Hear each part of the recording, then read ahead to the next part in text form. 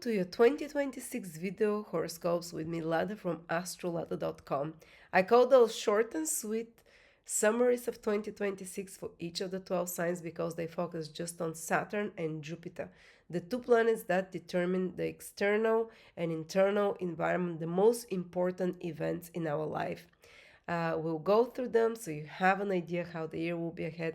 But if you'd like the full version of those videos, you can check my 2026 video horoscope, 2 hours for each of the signs, way more in depth. We covered the other planets, Uranus, Pluto, and Neptune as well, all the eclipses, all the retrogrades of Venus and Mercury, and so on. But now enjoy and may you have a blessed 2026. Sagittarius, Sun, Moon, Rising 2026. Sagittarius, I have good news for you. As a fire sign, I'm also a very strong fire sign. The last year, 2025, was very watery. We had Jupiter in water, Saturn in water for the last 2-3 years almost. The North Node in water, so the big players were all in water.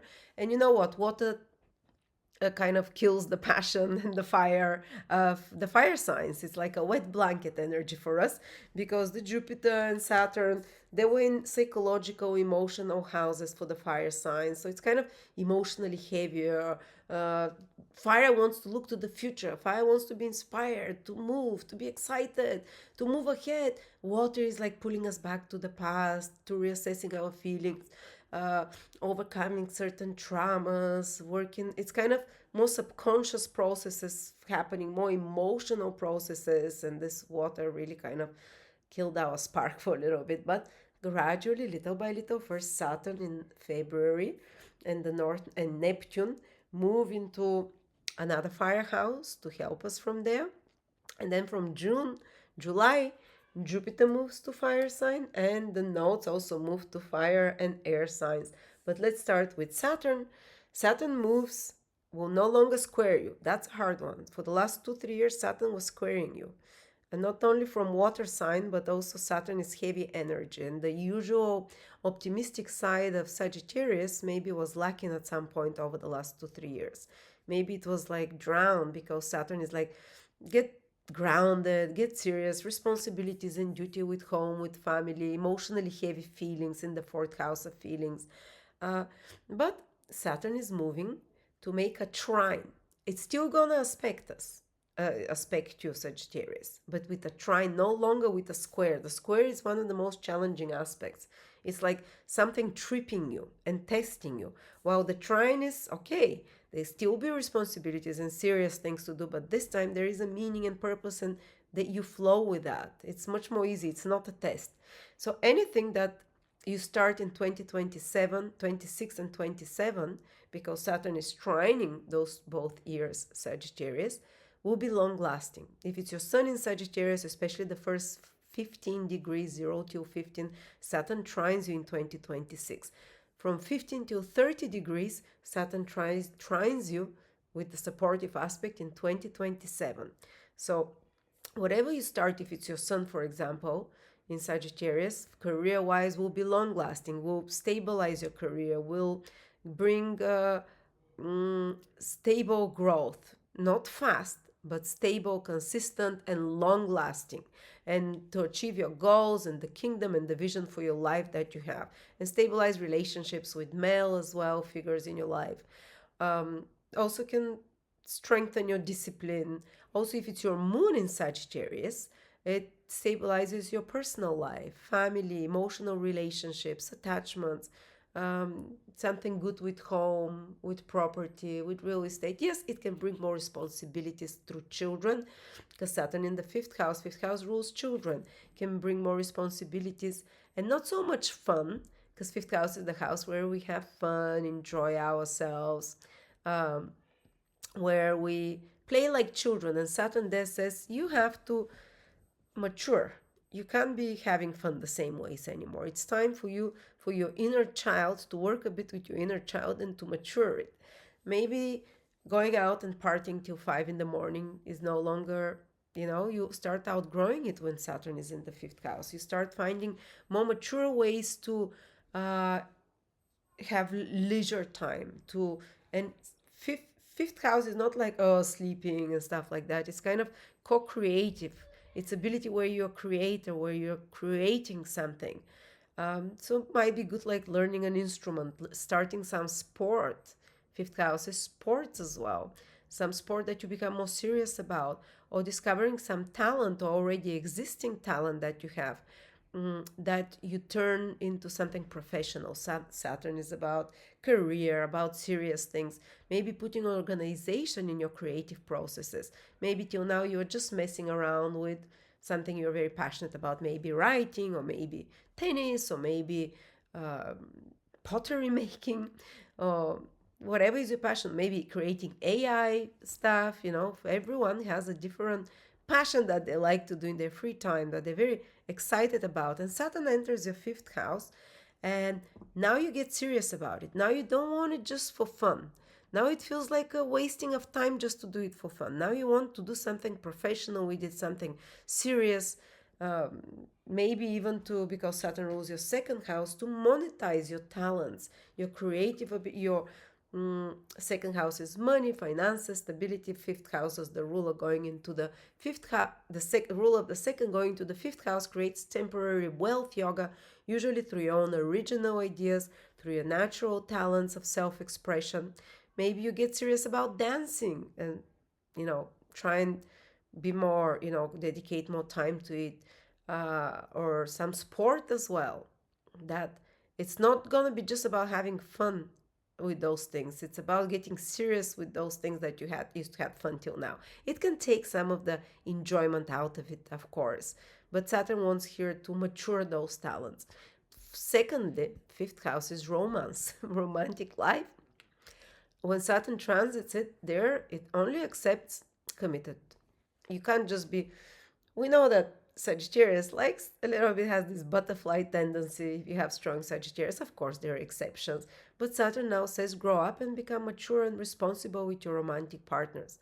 You're not just gonna want some kind of frivolous romantic one night stands or relationships, only if it feels that there is commitment there, and that there is possibility for something long term and serious. Such relationship will stay. I remember when Saturn transited my fifth house. Saturn is age different, someone older, mature. I suddenly started dating someone 24 years older than me. I was like, whoa, okay. For those 2 years was, yeah. And when Saturn left there, I was like, what was I thinking? But I learned so much. So maybe romantically would be drawn with someone with age difference, maybe younger, 7 or more years, older, 7 or more years, where you have to take care of them as a parent. I'm kidding. Or just more serious, maybe you might be attracted to kind of more Capricornian type of people, more responsible, more suited up. Or maybe kind of Saturn wants you to put order to, when it comes to your love life, to be to discriminate better, not to let anyone. And there might be some little crisis of your love life, your romantic life, maybe because of responsibilities, financial, with children. I don't know where it's gonna come from, or some work responsibilities, that the romance is kind of dried a little bit. So you need to, with Saturn there, romance doesn't come spontaneously, and we have to learn that sometimes, yeah, you might feel like, oh, this relationship, the excitement is fizzling out. But if it's a worthy relationship, it will stay. But Saturn wants to teach you to plan and schedule your romantic times, because even romantic time, initially it's spontaneous, it comes spontaneously, but if you've been with someone for a longer time, everyone knows that it takes work as well. So Saturn here says you need to schedule even your romantic and fun times. Sorry, that's gross, but I have to do those videos. I want them to be out for you. Sorry that I'm a bit sick. Yuck. Duty first. Now, so Saturn here will say to you that, yeah, let's schedule romantic times, or let's get serious. And do you really love me? Do I love you? What do I want from a romantic relationship? Put some boundaries. There is this song of Dua Lipa, I've got new rules, I count them. That's very much Saturn in the fifth house, if he calls in the middle of the night or whatever. For the younger people, even for the older. Even older, more experienced people can get kind of duped and misled. And so Saturn teaches you, now you put rules. But also Saturn can help you find a long-term relationship. I've seen it multiple times when Saturn is in the fifth house.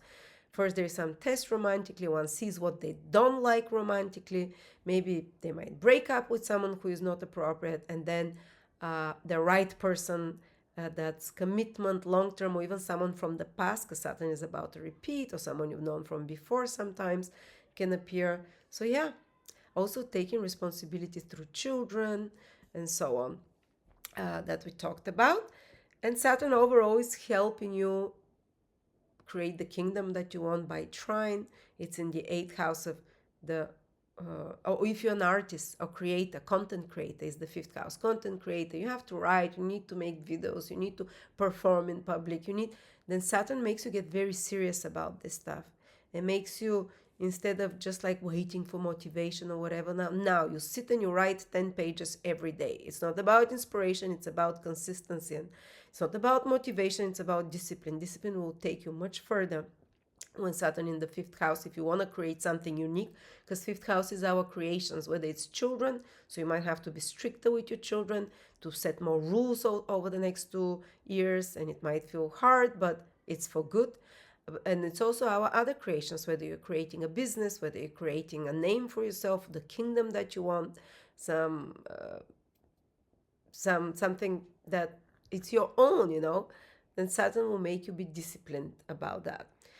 Then Jupiter, let's see where Jupiter is. The first 6 months of the year, Jupiter is in your 8th house. Now Jupiter rules you, wherever it goes, there is a strong focus there. And the 8th house is transformations. So yeah, the first 6 months, and it already started from June 2025, continues till July 2026. There might be sudden reversals in your life. Yes, it is true. And they might feel like, whoa, the tower is falling, everything is upside down. But there, because Jupiter triggers them, they're very much needed and there for your good. Truly, there is great pot buried at the end of that, or there is very powerful silver lining or even diamond lining, I would call it. So like sometimes 8th house, it can be the death of one part of your life and the rebirth of another. Even sometimes literal, someone passing away and you're receiving inheritance. 8th house is inheritance. Or it can mean that some aspect of your personality is really transforming, like a psychological, and it happens fast and quick.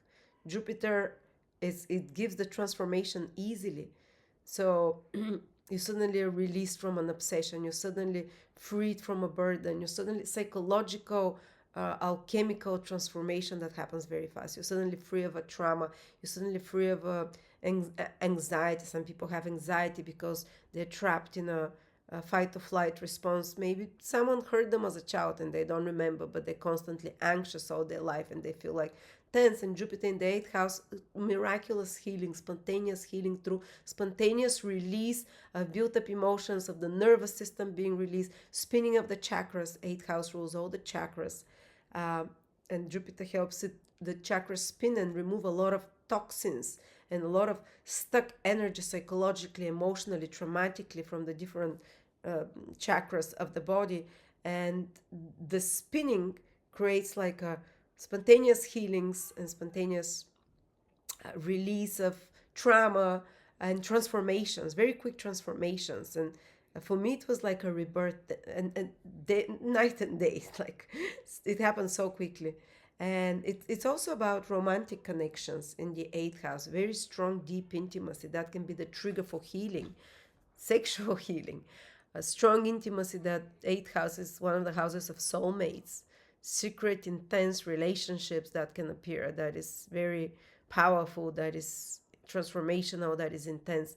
Jupiter can restart your intimacy. So you see Saturn in the 5th house of romance, okay, more serious. You don't want superficial things. You're not gonna let just random, you're not gonna be a train station.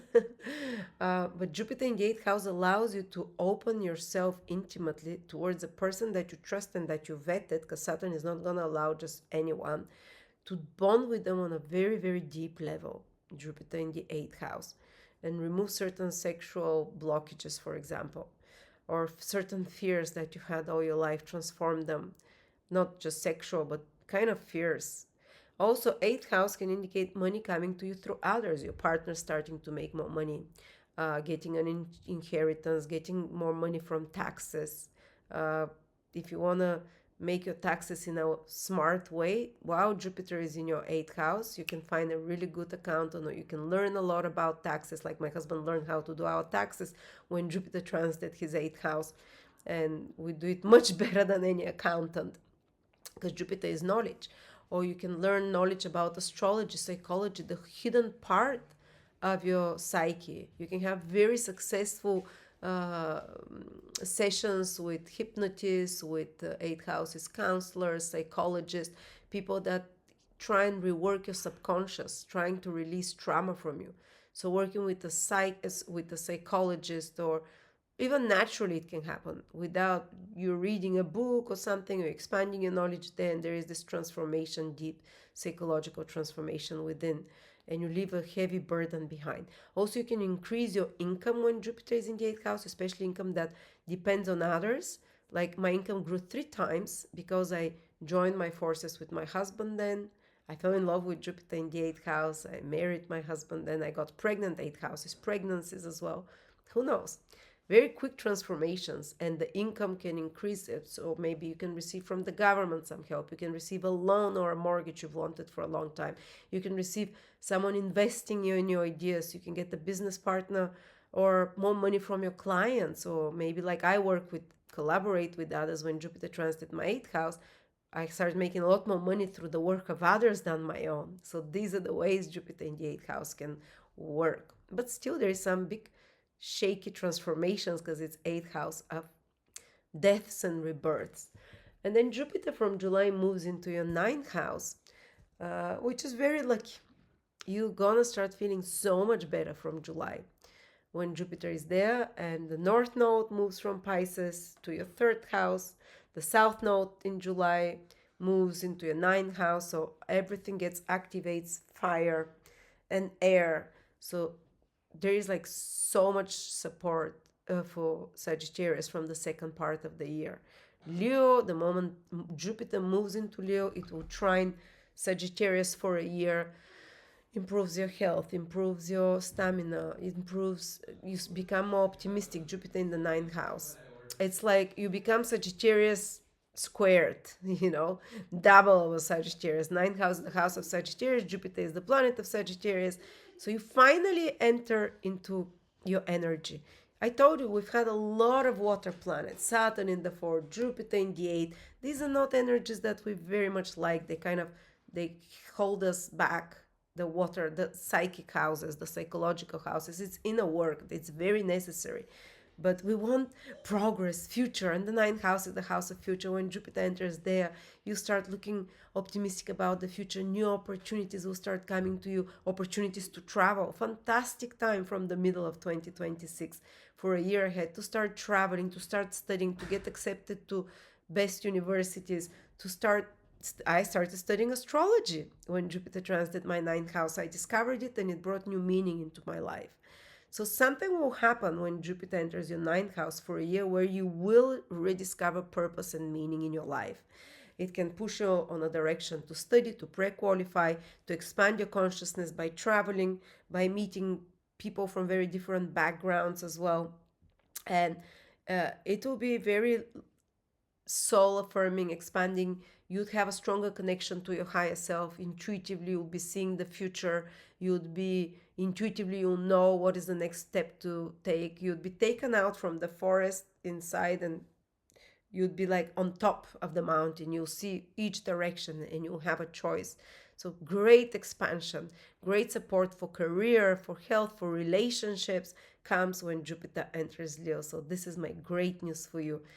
Have patience till the second part of the year, and then for a year, so much good stuff. Opportunities for growth, good luck. The ninth house, Jupiter is the lucky planet for growth, for improvement, for expanding yourself and what is possible in your life.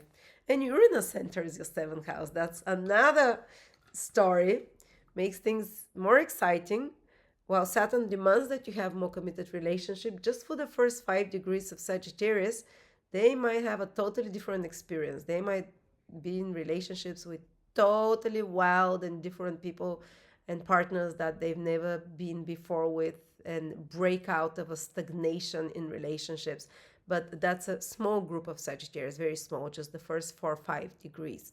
But I speak a lot more about Jupiter, how it's going to affect Sagittarius, Saturn, Uranus, Pluto, all those planets. Neptune's helping you 2025. Saturn's helping you by trine. Jupiter's helping you by trine. Pluto is helping you by sextile. Wow. It's a lot of support, guys. Get excited. This is a year, the more the year progresses, the more it becomes our year, the year of the fire signs. And of course, if you want to hear much more, check out the long version of this. It's 2.5 hour video for Sagittarius, and for if you want 3 signs, your sun, moon, or ascendant, you can get them just for the price of 2 videos. It's on my website. I'm putting a link below if you're interested.